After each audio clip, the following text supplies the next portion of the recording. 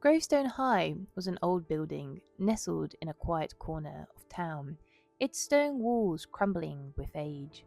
It was a school that many locals had attended, but few spoke of it with fondness. There was always an undercurrent of unease when people mentioned it, a lingering sense that something about this place wasn't quite right. The rumours had been around for years, tales of strange noises, unexplainable events, and students who vanished without a trace. Sophie had heard these stories when she first moved to town.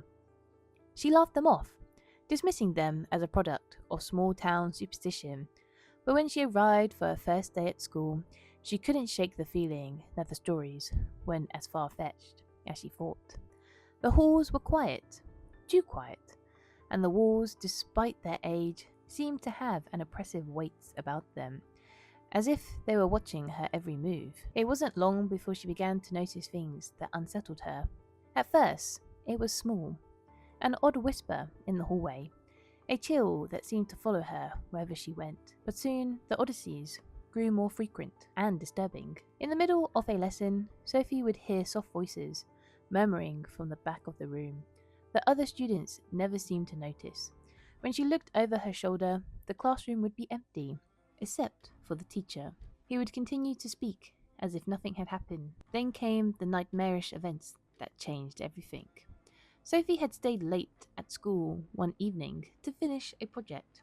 The hallway's lights flickered, casting long shadows across the empty corridors. The hum of the fluorescent lights was the only sound until it was replaced by something else, a faint whisper, almost inaudible, coming from somewhere down the hall. At first, Sophie ignored it, thinking it was just the wind of the building settling, but then the whispers grew louder, clearer. She could make out words now, though they were too soft to fully understand. Curiosity, as it often does, got the better of her. She stood up from her desk and walked towards the sound, her footsteps echoing in the silence. As she neared the end of the hallway, the air grew colder, her breath fogged in front of her, and she could see the shadows dancing on the walls as though alive. Sophie stopped at the door to the old library. The whispers were louder now, coming from within. The door creaked open on its own, as if inviting her inside. The library was dark, the air thick with dust, and the smell of old books. Sophie hesitated for a moment, but the whispers were too much to resist. She stepped inside. The room seemed to close in around her. The walls were lined with ancient shelves, and the only light came from the small window high up on the wall. She could hear the whispers now, coming from the very walls themselves. They were no longer soft and indistinctive. They were clear, sharp, and unmistakable. Leave! Leave, before it finds you.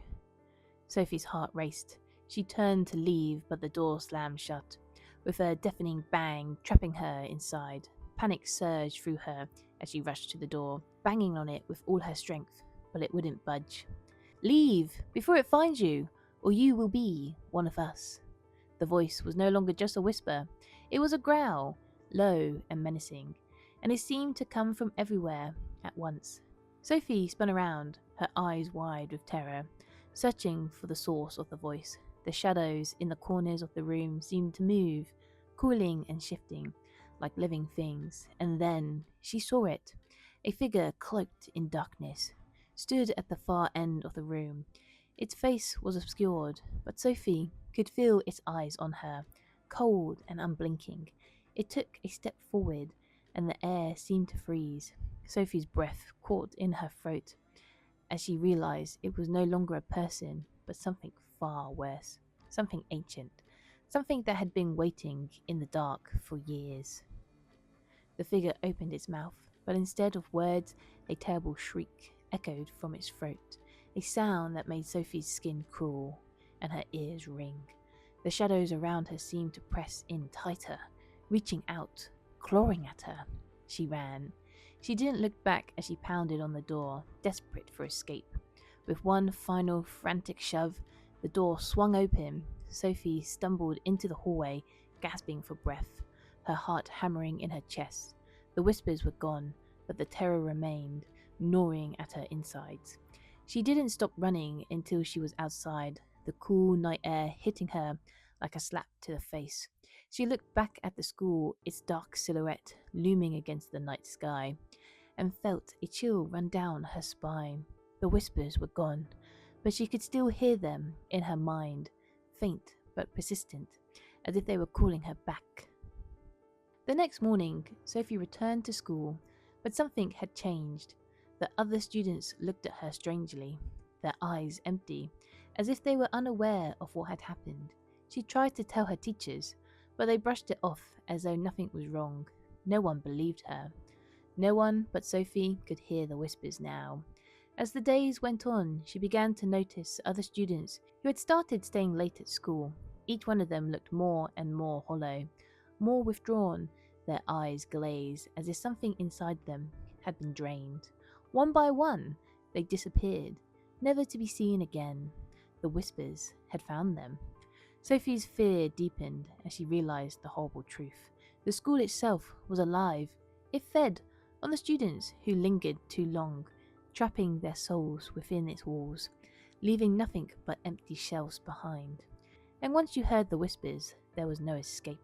By the time the new semester arrived, Sophie was gone, her name fading into the forgotten memories of Graystone High. The whispers, however, continued to haunt the halls, waiting for the next curious soul to wander too close, to stay too long, and to be consumed by the darkness. Graystone High still stands, its crumbling walls silent under the weight of its terrible secret. And if you listen closely, you can still hear the faintest of whispers, just beyond the reach of your hearing, calling you into the dark.